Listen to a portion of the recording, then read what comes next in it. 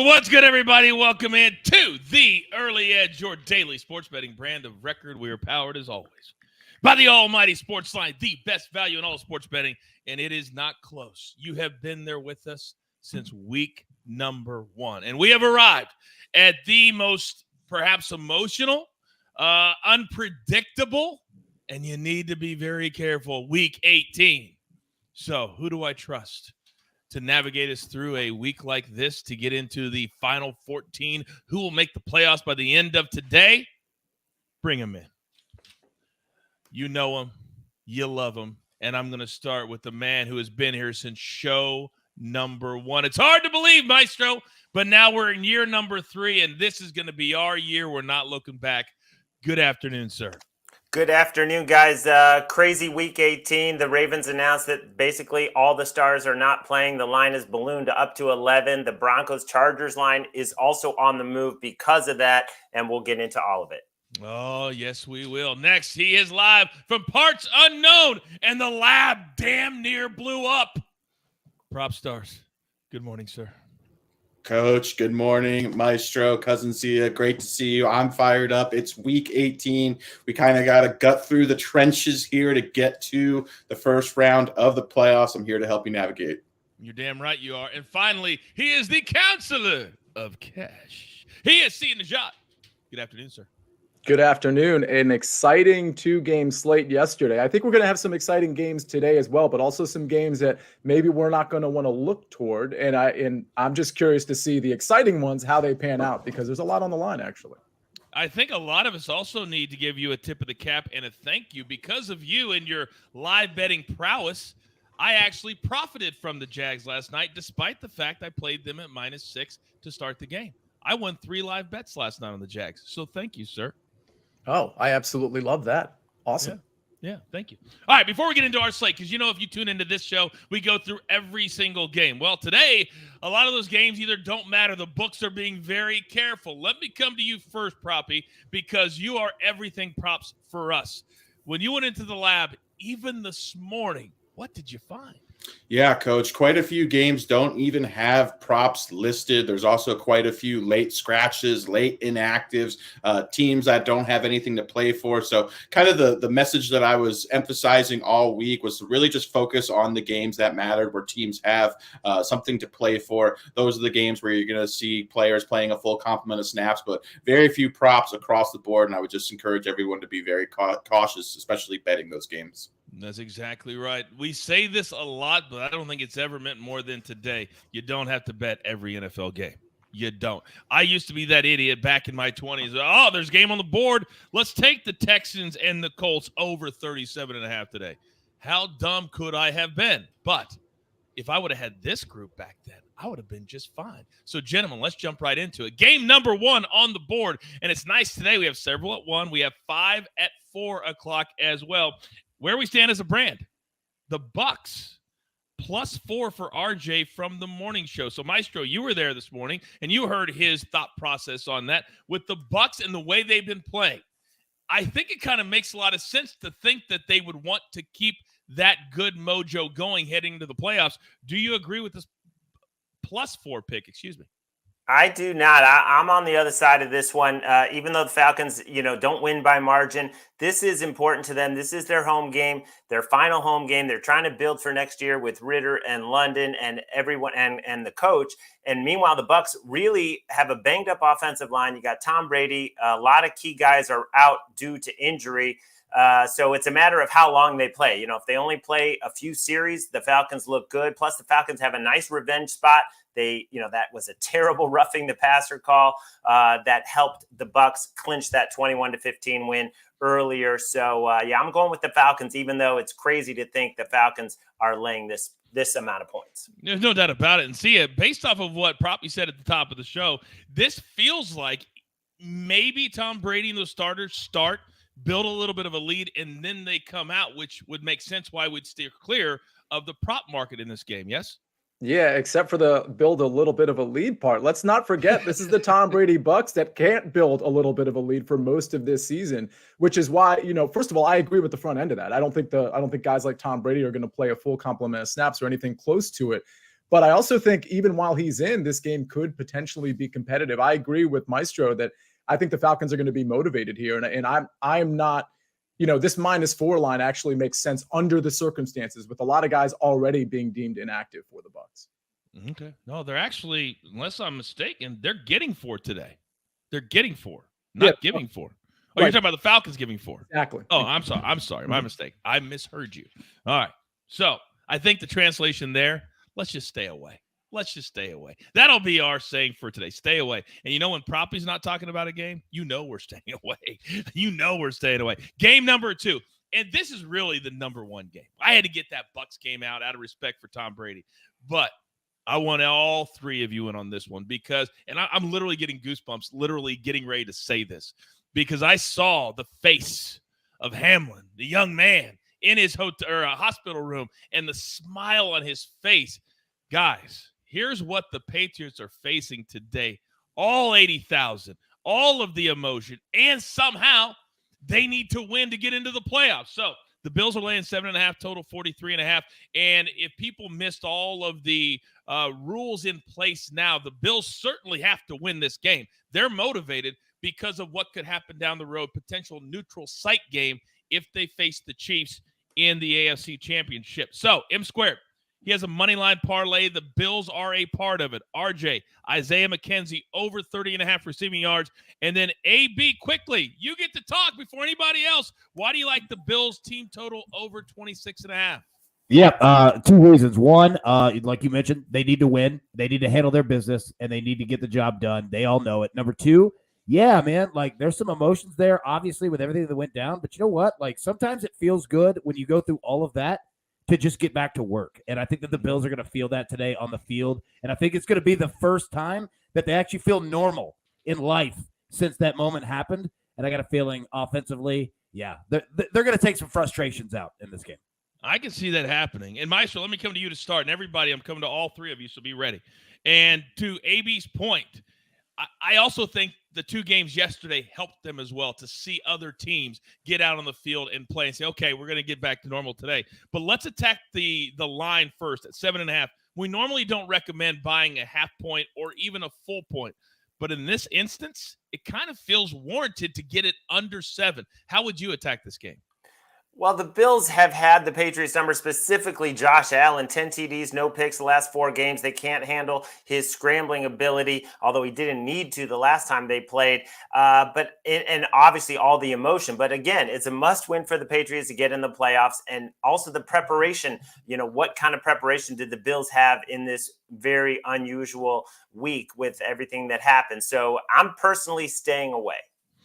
See ya. We have one stay away. I will weigh in and say I bought it down to 6.5. I paid the juice, but I think I paid $145, and I'm cool with that. How would you attack this number or the total? Yeah, it's a stay away for me. However, I did do something right before the show started, and I hate even recommending this because I'm just not a teaser guy. I like taking or recommending the games sort of straight up against the spread, unless it's a money line parlay with preferred numbers. But I actually teased this game with what was it? The Bengals against the Ravens. So I got the Bengals down to 3.5, and it was a 7-point tease, and I got the Bills down to 1. I do kind of like that under these particular circumstances. Again, I'm not one to recommend teasers, but you asked the question, how am I going to deal with this game? And I can tell you that's exactly how I dealt with it. One thing I do want to mention here, and I don't think it's a big deal, but it's something worth monitoring. Before that game got canceled on Monday, we saw Josh Allen have a little bit of an ankle and perhaps a knee issue on a tackle. So, or on somebody who kind of just dove accidentally at his foot. So I don't think that's a big deal. Nobody's really talking about it, but if we see Josh Allen perhaps a little limited in the pocket from a mobility standpoint, don't be super surprised. Okay. I like that a lot. We've been on his rushing props several times this year. And of course, my book isn't loading currently, but Alex, let me come to you. We're already on one prop in this game, Isaiah McKenzie. But when you talk about the Bills, you love to say this. They've got a lot of mouths to feed. And today, they're going to want to spread it around and make everybody involved. So when you came out of the lab on this game, either side, what did you see? As far as Bills props are concerned, I looked to Stephon Diggs. I know Larry was on his prop in the Cincinnati Bengals game. I really thought that he was going to come out, get force-fed in that game. Josh Allen had talked about getting Diggs more and more involved. He's coming off of 3 subpar games prior to that Bengals game. Very un-Stephon Diggs-esque. I think this is a game where we're going to see him heavily featured. He's also had a lot of historical success against the Patriots. He's been one of the few wide receivers that's really performed well against one of the better secondaries since Bill Belichick's been the coach of the Patriots. So that's a guy I'm looking at. I think he has some value there. Also on the other side, I think Jacoby Myers, this is a good spot for him. He's been the 1A for the Patriots all season long. Also, he has the ability to line up in the slot so often, so he gets a lot of advantageous matchups against opposing corners. So I think Jacoby Myers will be the engine of the Patriots passing offense, and I do think Stephon Diggs is going to get a lot of usage in this game.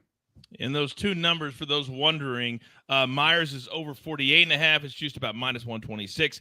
And 82.5 is the number for Stephon Diggs, right around the same, -125 for him as well. Sia, let me come back to you because we talked about Josh Allen and that bum ankle. His rushing number is 38.5, juiced very slightly to the over. What do you think about that? It would be a stay away for me. And I'm not saying that Josh Allen actually has a knee or ankle injury like on Sunday today, but I don't want people to be surprised if that shows up. And that's why I'm just like, to me, I don't see an edge there because I don't have the adequate information on that particular thing. If he's healthy, I do expect him to go over that number, but for me, it's a stay away. All right, I'm coming to Maestro and Alex. I got another one for you, Maestro. As far as the total in this game is concerned, it's sitting right around 43.5. I saw it in some places at 44. The Patriots have not been an over team at all, and the Bills have started kind of trending to an under team as well. What do you make of the number? Do you like it or do you not like it?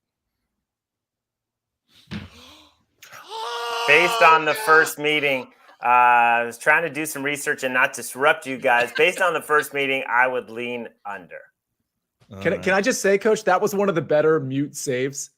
Like that was a very nice transition from mute to just the analysis. I knew it was going to happen. As soon as I muted to do the research, I was like, I know I'm going to forget. You know what's also going to be very smooth when he hits the $5 Venmo fine that he's going to have to pay here in a couple of weeks when we get everything worked out. But don't worry, I'm keeping track. Maestro. All right, let me come back to you because one other guy that we've been cashing a lot on, Alex, is Devin Singletary. And his number is 45.5, I believe is the last time I saw it. If they get a lead today to milk that clock, who's going to be the guy for the Bills that's going to get the carries in the second half? Honestly, I think Singletary is more of a guy they'll lean on when the game is competitive. When it's if the game gets out of hand, I think that's when you'll see more of James Cook. So as long as the game is competitive, I think Singletary will be involved. The Patriots have also been a pretty soft run defense, much better secondary this year than they've been a run defense. So I do think the Bills, they've shown lately they've been using a lot of heavy personnel. They've been using additional offensive linemen, additional tight ends as well. So I think the Bills will emphasize running the ball in this particular matchup. So I think Singletary will be the back while the game is competitive, and if the game gets a little bit out of hand, we'll see more James Cook. Okay. James Cook could cook, as you like to say. All right. By the way, we'll take people insulting us. We'll take people making fun of us. It's kind of what we do. But if you're going to do it right. I'm calling you out, AFG baller. Maestro, overrated with one R. Maestro, one R, ATED. Maestro, your thoughts. He can't even insult you correctly. It's all good. I'm happy to have everyone here. Let's come on. Let's go. Maestro, always the nice guy. Not me. All right, let's move on. Game number 3 at 1 o'clock today. And this also has some meaning, I think, as far as seeding is concerned, but also getting the one side back on the right track. Vikings and the Bears in Chicago. There will be no Justin Fields today. The Vikings currently laying 7, the total of 42.5. Maestro, you have the Vikings as part of your teaser. Tell me why. I do, because they still have a shot at the number 2 seed, and the Bears have the worst defense in football since they got rid of Roquan Smith and Robert Quinn, and all the guys got hurt. So this is the worst defense in football, and you still have Kirk Cousins and Justin Jefferson, but there are some disturbing inactives for the Vikings, including Zadarius Smith. So I'm seeing some 6.5s in the market right now, which doesn't make me feel good. But I still do think the Vikings will win the game. The Bears starting Nathan Peterman, they want to lock in at least the number 2 pick. And then the Browns, as part of this teaser, have been playing better, scored 3 consecutive touchdowns in the second half last week. Deshaun Watson starting to get a little bit more comfortable, and the Steelers' offense is just very limited. So I'm going to take the Browns up to 8.5 for this teaser. I don't even know how the Bears can be competitive with Peterman, but to Maestro's point, if they don't play, then that brings it closer together. The total normally in a normal week, if Justin Fields was playing, would probably be at 48 or 49. What do you make of the total and anything else that you think this game might have? Yeah, I hate to say it, but this is one of those games for me where it's just a stay away because there's just too much unknown. And I'm not even talking about the Peterman part. I don't know how hard the Vikings are going to go. And they might go hard. I'm not really sure. But when it comes to guys like, for example, in DFS, I think a lot of people will be on Justin Jefferson. We know if he has a bananas game, he could absolutely, get that receiving title. I just don't expect those things to happen. I don't expect Dalvin Cook to get a full complement of snaps. I fully concede I could be wrong there. But the point is I just don't want to, there's too many games to speculate on, but there's also too many games not to speculate on. And because I have those other games at my disposal, I just don't want to go here. Now I have to go here for Alex. We have to go here for Alex because there is one name that we have been riding all season long. And I'm looking at my book and I don't see any props for him or for anybody else. Where are the props for this game? And if so, Justin Jefferson, he's within reach, but will they really push it to try to get him the all-time record, Alex? I doubt it. I'd be surprised. I mean, I think if it were at a point in the game where he's at 150 yards, then he might be force-fed. But I think what Sia said is absolutely correct. If they get up big, they're likely to rest their starters in the second half. I think that's a big reason why they're not even laying any props in this game. So I just think if it comes within the game flow, there's a chance Justin might break the record, but they're not going to really push it in the game. And there's just too much unknown to really obviously there's no props to even choose from. But, yeah, just a lot of uncertainty. Wouldn't it be nice if they did need this game, had to go out and play super. I would love to see him get 240, 250 and break that all-time record. That'd be cool. All right, game number 4 at 1 o'clock today, and it has a lot of meaning, sort of, but not really. What do I mean by that? Well, the Bengals are now laying 9. How did it get that high, again, in a game between 2 playoff teams? Total of 39.5. Here's where we stand as a brand. M Squared's got the Bengals, Bills, Seahawks in a 3-way money line parlay. RJ has the Ravens. This is how bad he thinks they're going to play today. Team total, wait for the number, under 14.5. Think about how low that is. Then AB is on the Bengals, team total over 24.5. AB, quickly, do you think the fact that the Ravens are playing nobody will keep the Bengals from really getting that gas pedal down? Talk to me about your team total over. Do you still like it? Oh, I love it. No, I don't think anything's going to stop them. I think that, after the comments and everything we heard about the Bengals not really liking the coin flip process, et cetera, I don't think that they give a damn about the Ravens and their defense today. I think Joe Burrow is going to get after him. Plus, not to mention, if you're Zach Taylor, right, that game against the Bills, obviously, there are a lot of emotions there, but it wasn't your team. And what I mean by it is that this week, it's getting back to normal. And I think that they're going to press it, and push it. We're not taking the foot off the gas pedal. We're going. Okay. I will say that on the morning show, we're playing Joe Burrow's unders because if they press it, they may try to conservative play calling because potentially, guys, they could play next week. I don't think that's going to happen, but that's a possibility. And Sal Palantonio this morning on ESPN reported that the coin flip, if it happens, will be right after the game at the stadium they're playing in today, because if the Ravens win, then there'll be a coin flip to decide where that game is going to be played because of the no contest from last Monday. So, Maestro, let me come to you because I just said we're playing Joe Burrow's under. It's your play. Explain that. Yeah, well, I mean, look who's not playing for the Ravens for rest. Mark Andrews, J.K. Dobbins. They're not going to risk Huntley, who was very limited in practice. They're also without Marcus Peters, Kevin Zeitler, Brandon Stevens. So it's going to be a situation where the Bengals do not need to throw the ball a ton in the second half. He only had 217 passing yards in the first meeting. So maybe he gets, 180 to 200 in the first half. He could still go under 271. See, there is no doubt about it. If you're the Ravens and you're verbally saying, yes, we want to win. Yes, we want to have the coin flip. But let's be honest. This is exactly what the Titans did a week ago. They're punting on this game and saying, let's take our chances, and hopefully Lamar Jackson can come back and play next week in the wild card round. That's right. It's a perfect analogy to the Titans last week, which is why, if anything, you should be on Bengals unders and be on the Bengals in some way against the spread. This is, again, one of those games where I didn't really know what to do with it, and that's why I threw that 7-point teaser in there. When I got it, I was actually late to the party. It was 10.5. But even at 11, I think the Bengals kind of comfortably get this one. Remember, not only is, Mark Andrews, J.K. Dobbins sitting, no Lamar Jackson, and you might have mentioned it, but no Tyler Huntley either. And, Tyler Huntley isn't any prize right now, but Anthony Brown is the third string. And I don't see anything really going well here. I think the Bengals are just going to slowly bludgeon this team, frankly. I agree with you. And probably let me come to you, because I do see a few props in this game that we could sink our teeth into. And I will say, for the morning show, T. Higgins was a guy that we talked about that potentially could have a big game. His number's at 65.5 currently. Do you think T. Higgins is the guy of the three-headed monster to have a big game today?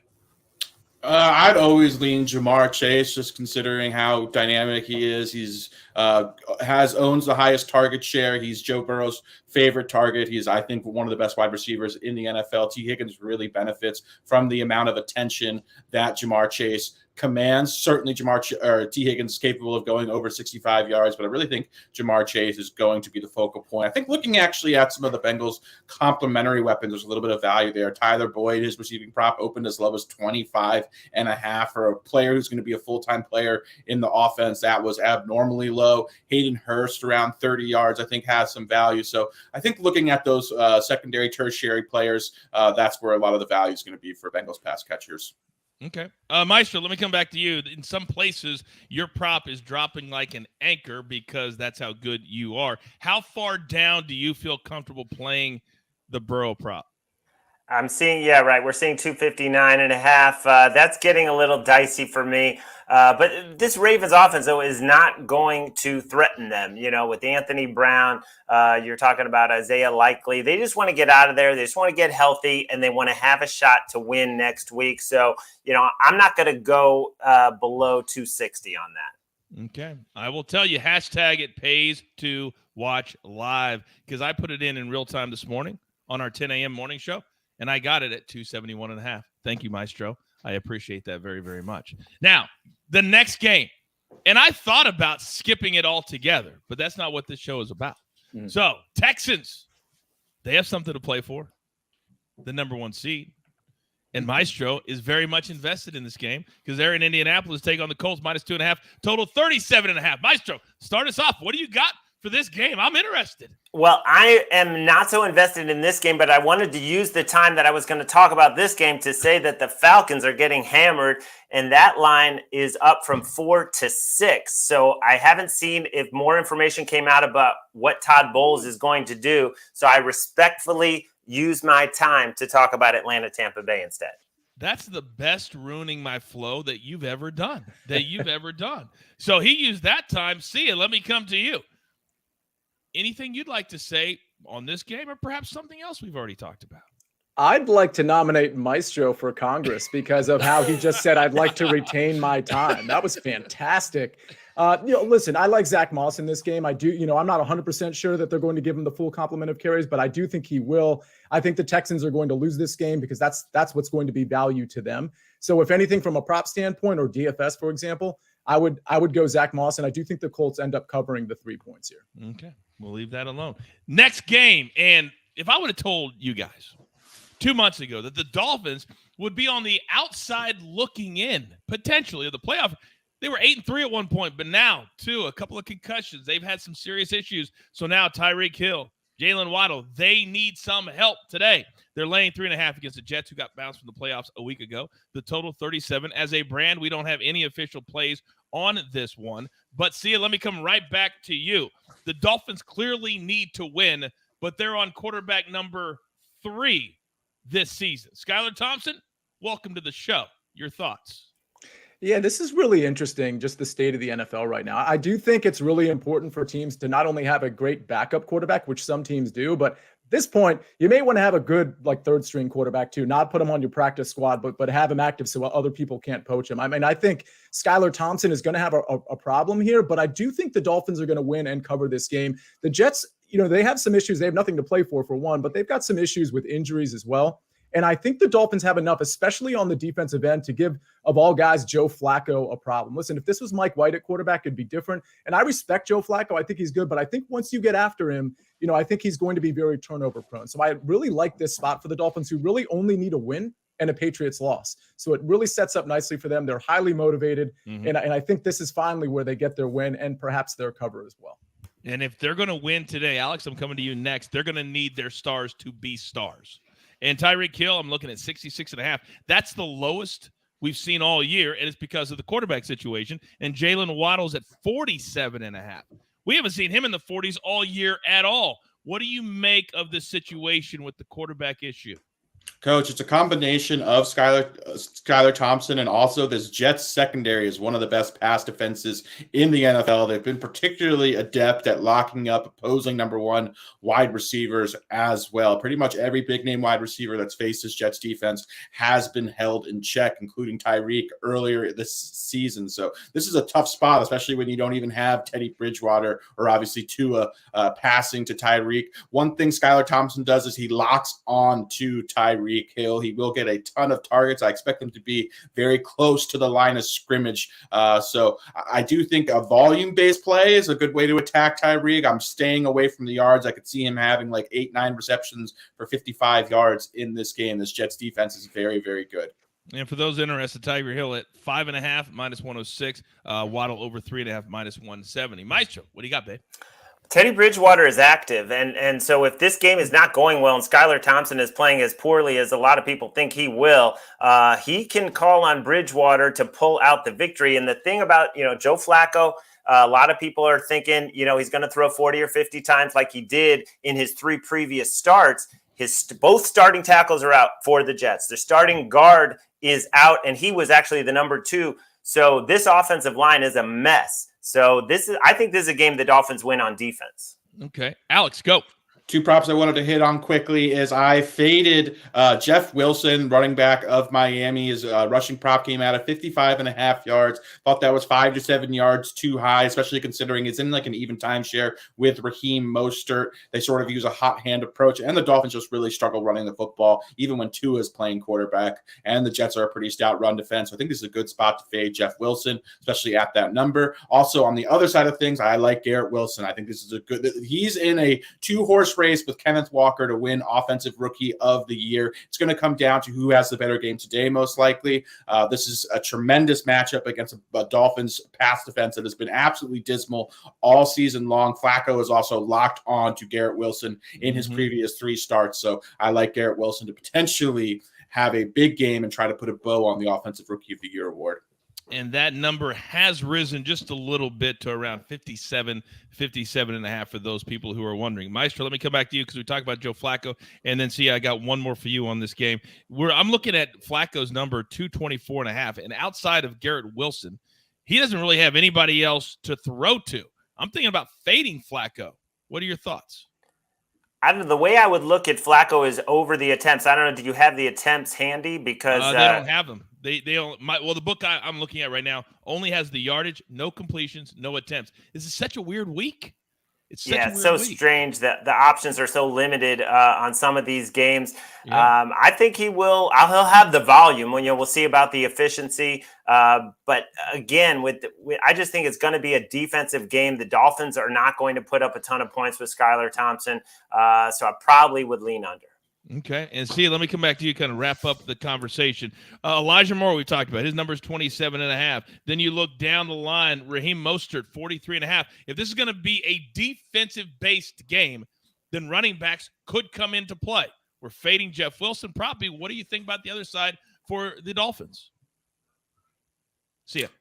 Sorry. See ya. Okay, yeah. So Raheem Mostert, I do, it's a stay away for me because I don't know what the split's going to be with Wilson, and it is still a pretty good Jets defense. Again, I think this game is won on defense, by the Miami Dolphins.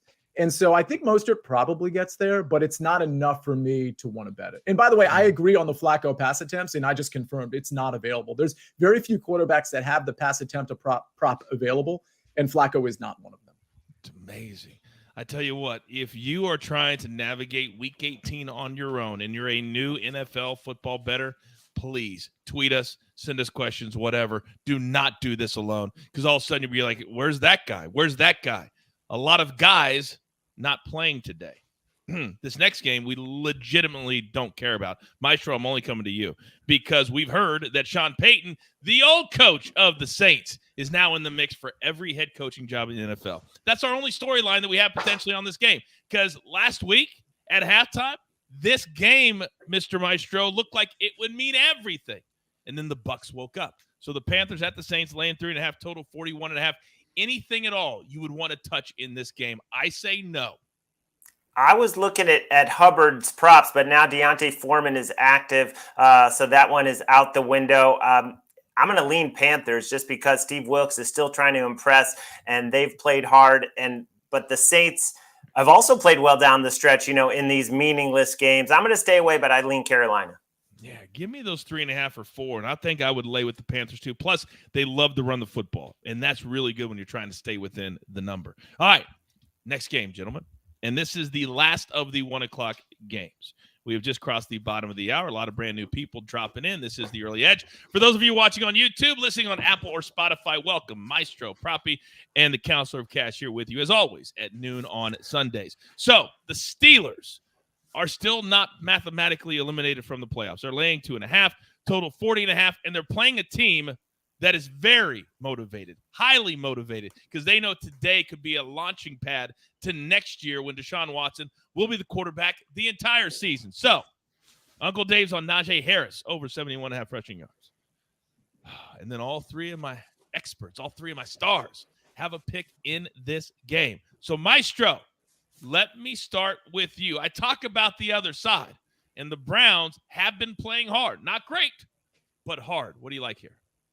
Well, and Myles Garrett said they want to come out and ruin Pittsburgh's season. The Steelers have owned this series, but I like the Browns in a teaser up to 8.5 because the Pittsburgh offense is just very limited, have only scored over 20 points once in the last 5 outings. I also like the Amari Cooper prop that RJ is on because of how much man coverage the Steelers play, and Cooper gets a 32% target share against man coverage. So, yeah, I think the Browns will be competitive. Okay, so that's the Browns being competitive. I love it because they have a guy, Proppy, that it doesn't matter the week, the opponent, the time, the destination. This man shows up. Who am I talking about? You're talking about one of the most professional players in the National Football League. That is none other than Nick Chubb. This game is meaningful to him. I know he wants to finish the season on a high note. This guy's averaging 90 rushing yards per game this season, Coach. That's why I like him over 70.5 rushing yards, getting a steep discount on him in this game. He's going to get a full complement of snaps. He wants to finish this game on a high note as well. I think the entire organization does as well. So love Nick Chubb in this matchup against the Steelers. They're 19th in EPA allowed per dropback. Also, just wanted to talk about the Browns in general, and they've been really competitive recently. Their defense over the last 6 weeks of the season is number 1 in EPA allowed per play. So actually, they've been the best defense in the league for the past 5 or 6 games. I like that nugget about the Browns. You know what's also another kind of funny nugget, Sia, is that as I look at my book, and I'm getting ready to put in the play that you're going to give us, it just says JAYLENWA ... And I'm like, Jalen Waddle plays for the Steelers or the Browns? But we know that's not true. So who are we talking about? Well, first of all, you take Jalen Waddle, and I'm doing air quotes, and you take the under rushing yards, and then you complain to your book that they just had it wrong. But Yes. What I'm talking about What I'm talking about is Jaylen Warren over 27.5 rushing yards. So this is pretty simple. I think the game plan against the Cleveland Browns is to run the ball. Obviously, I think Najee Harris gets the bulk of those carries. Obviously, last week he got 22 carries, but don't forget Jaylen Warren got 12 carries in that game. And oh, by the way, he was more efficient at 6.3 yards per carry than Najee Harris at 5.0 yards per carry. And by the way, that efficiency metric shouldn't surprise you because Najee Harris has never been particularly efficient. I think we're going to see somewhere between 6 and 10 carries from Jaylen Warren. If he gets 6, he goes over 27.5 rush yards. That's how I see it. But the good news is over the last 3 games, he's averaged almost 10 carries, over 9 carries per game over the last 3 games. Again, in a run-intensive game, in a neutral game script, which is what I'm predicting. I do think the Pittsburgh Steelers are going to cover personally, but I expect at the very least a neutral game script. That means spots for Jaylen Warren. I like the over 27.5 rush yards. I think in some places it's 28.5 now. I would take that as well. I just got it at 28.5 just as we speak, so you're spot on. Anybody else have anything on this game? Are we good? All right, now we got to really sink our teeth into the 4 o'clock games because every single one involves a playoff team in some way, shape, or form. 4:05, there are 2. 4:25, there are 3, and I'm pumped about these games. So, a nice AFC West matchup. The Chargers, they're a playoff team. Basically, 5 or 6 is what they're going to be. It really doesn't matter. The Broncos want to finish the year strong and show Russell Wilson and everybody that they will be ready for next year. So I think this will be a competitive game. Total 39.5. As expected, we don't have a lot of plays or any plays as a brand because this is one of those games against a team that matters, Maestro, and a team that does not matter. Do you think the Chargers will play to win today? Twice. I'm doing too many things here trying to research, but assuming the Ravens lose, the Chargers and my fines keep ticking up, which means I'm going to need a showdown with AB just to break even. A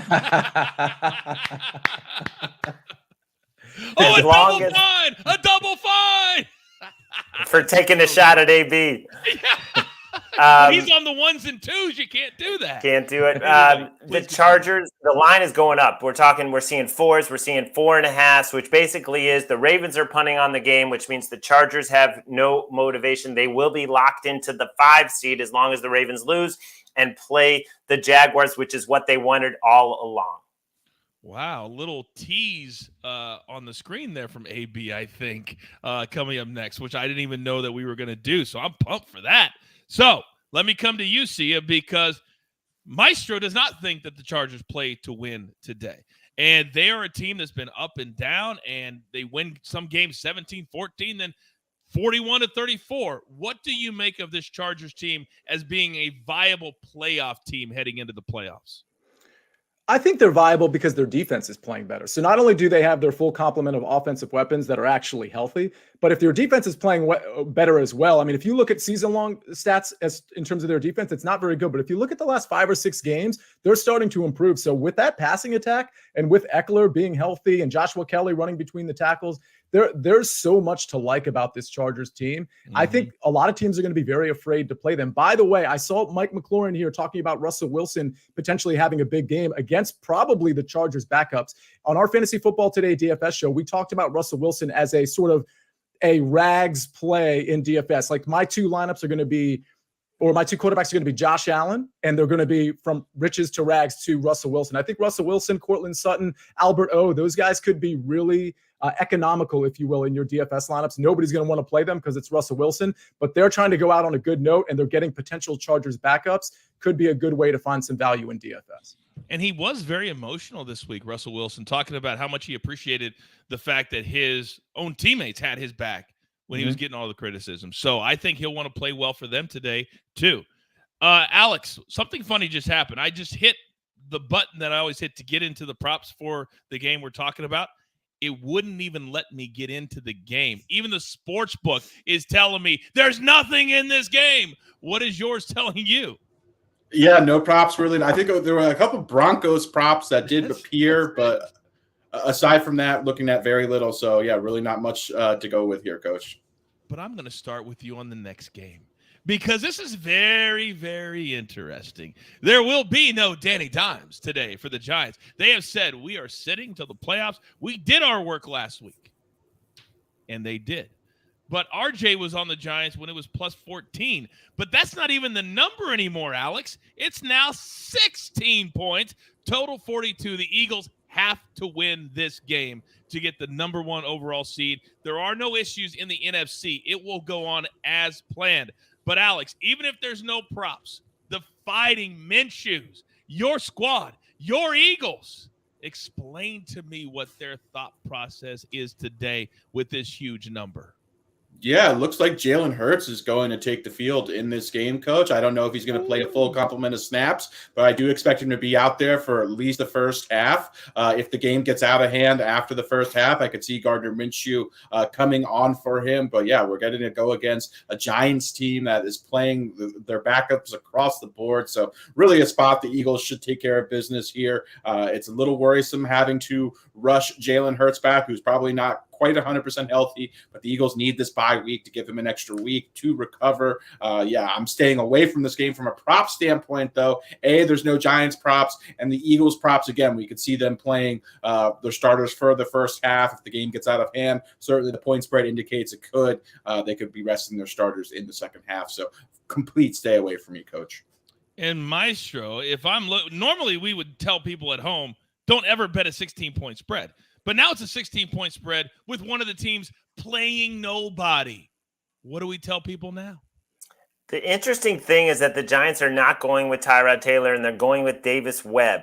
Davis Webb has only appeared in one regular season game. He's never thrown a pass. However, in the preseason, Brian Daboll loved him. This guy completed 75% of his throws for 460 yards, 3 TDs, no picks. So Brian Daboll wants to see what he has in Davis Webb. Is this a potential backup down the road for the New York Giants? So in that sense, to me, I would lean to the Giants. I mean, Jalen Hurts is not going to run as much as usual. Obviously, they just need to win. They don't need to win by 20.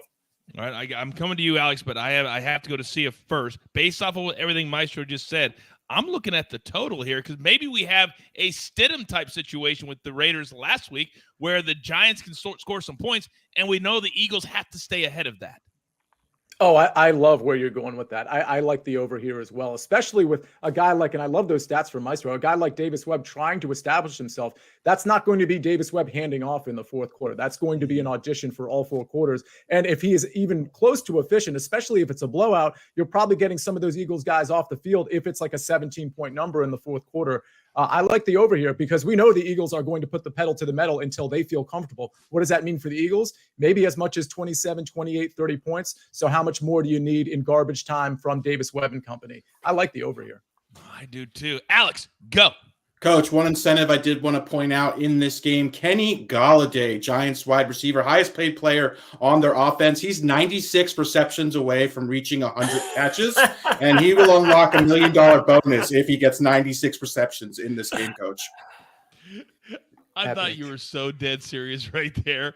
I was like, he hasn't done anything. I was like, I got it. So we would fade him if we had an over 96 catch prop today.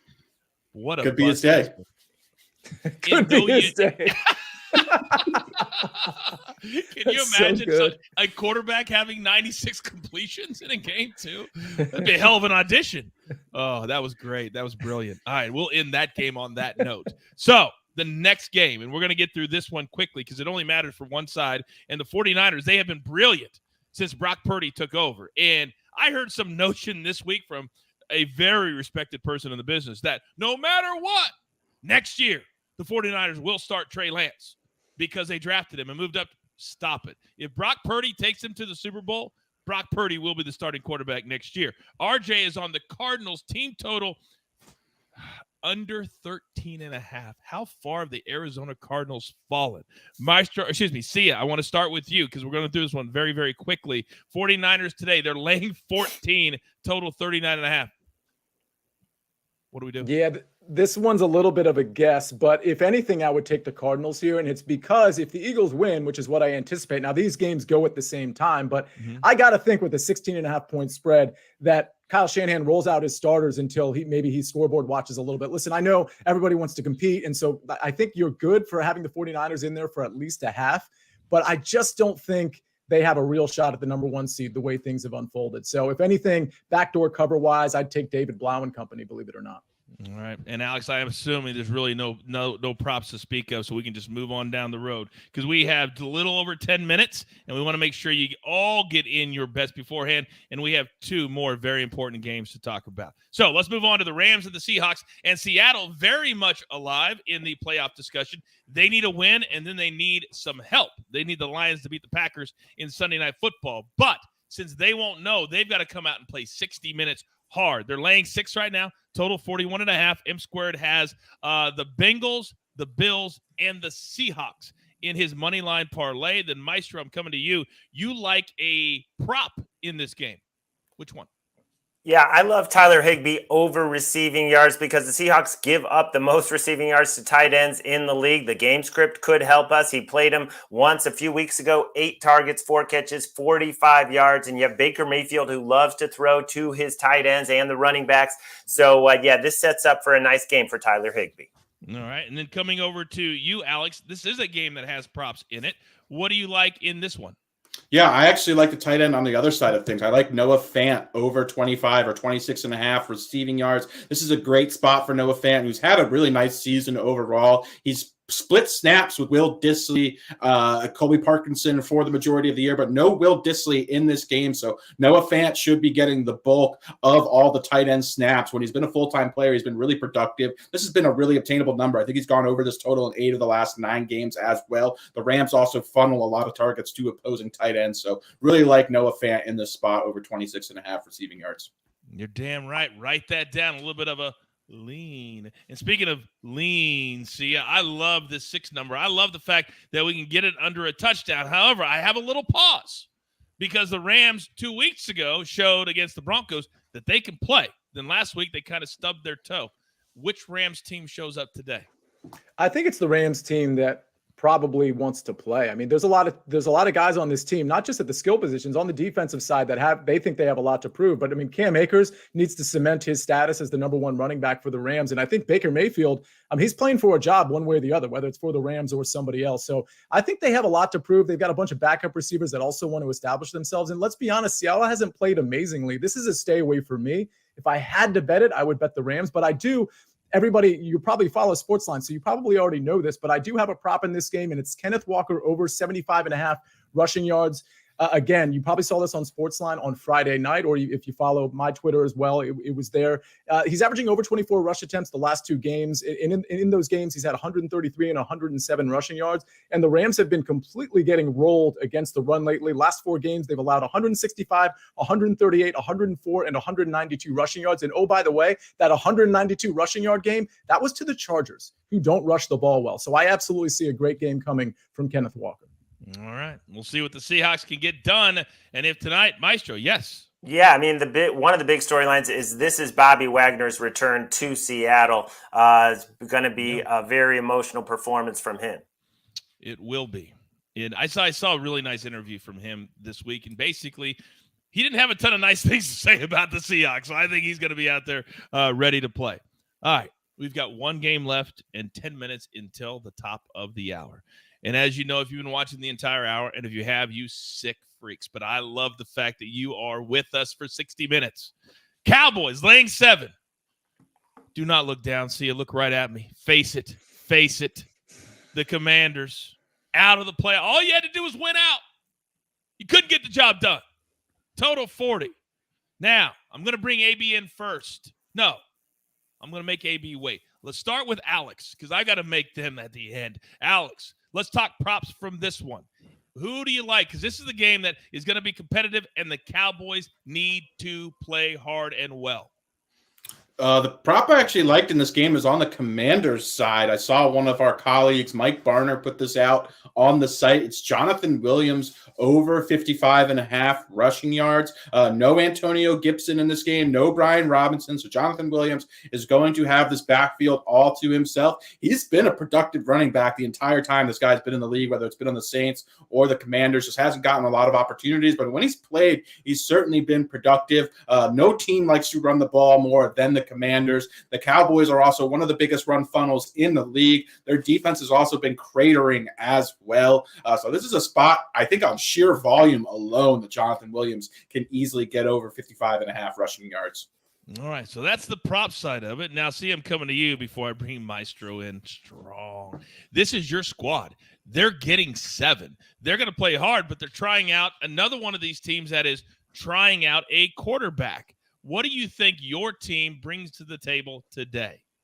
Not much. I mean, Sam Howell doesn't have much experience at all. I think he could be a decent quarterback in this league, but it's going to be, Sam Howell, Jonathan Williams in the backfield, mostly with a little bit of Jared Patterson, and you got Jahan Dotson, maybe McLaurin in the passing game. I think the Cowboys have too much, and this isn't a situation where we have a 16.5-point spread with the Giants game where I'm really excited about a backdoor cover scenario. I think the Cowboys just generally take care of business here. This is a game I'm just completely staying away from.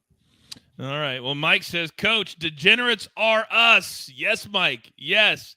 Now, as you were talking about Sam Howell, I believe Maestro put his face down in his hand because he knows that he likes Sam Howell today. So, Maestro, I'm going to let you give your plays first. And then, of course, we got to bring AB, and it'll be a great way to end the show. What do you like in this game today, Mr. Hartstein? Well,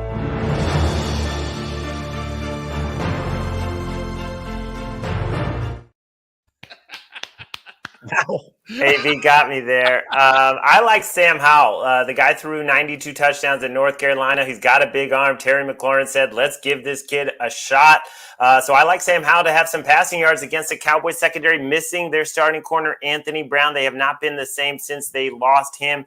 And again, the Cowboys, once the Eagles are up on the Giants, the Cowboys know there's no motivation. So the Cowboys could pull their starters in the second half. And this is just a chance for Sam Howell and Jahan Dotson to get going. Jahan Dotson is the deep threat. He's on a stretch with 31 targets the last 4 games. This kid is explosive. He can get this in one catch. So I really like that. And I like the Commanders to possibly get through the back door. We're seeing some 7.5s out there in the market. I much prefer that to the 7, but I'll still take the 7 because the Cowboys could lose all motivation in the second half. All right. Very interesting. However, AB does not believe the Cowboys will lose motivation in the second half because of the play that he has as a best bet. 5-tool player. What do you like in this game? Yes, sir. Look, we're going to go with the Cowboys team total over 24.5, and you're getting it at plus money, plus 100 there. If you look, and look, Maestro's correct in terms of the Cowboys, their offense. They could sit some guys, but you know what? They've given up a lot of dumb stuff, too. I think that this is a 60-minute game for the Dallas Cowboys. You might just see changes at the running back position, but Dak Prescott has owned the Commanders. He has made a career off of playing against them. He is not going to stop there. Yeah, I'm all in. And Maestro, you know the question. Are you in or are you out? Well, I didn't see an ATS pick from AB there. I'm not going against him on his team total. No. I'm talking about spread right now. Showdown, 7 points. It's very awkward because he's producing today, but you know what you need to say to confirm it. I'm in. Coach. AB, hit the music. It's gonna be a showdown. Very disappointing, Maestro. Very disappointing that after 2 years, never missing a day, you didn't. I would expect that from Buckets. I would expect that from Buckets. Oh, what a! I'm going to nominate any further fines on me personally be doubled. Okay. And that is going to motivate me to get on my P's and Q's. I love it. A little rough for you today, but the information was on point. That was on point, and that's the most important thing. All right, guys, it is 5 minutes to the top of the hour. Perfectly timed show by me, as always. Thanks to Noah for being in the chat as the bosses are showing up. M Squared showing up a little bit. AB doing double duty. 18 weeks we've done this show. 18 weeks we've shown up. And damn it, I'm here for it. So, we like to end every one of our shows. What's the number one most important thing we're looking for today? 15 seconds or less as we put up our best bets because there's a lot of them. Maestro, start us off. I'm looking forward to Sam Howell and the Commanders' offense against a Dallas defense that has just not been the same down the stretch. Let's get an entertaining 31-27 Cowboys win. Probably talk to me. I'm looking forward to seeing if my Philadelphia Eagles can take care of business. 2-game losing streak with Gardner Minshew at the helm.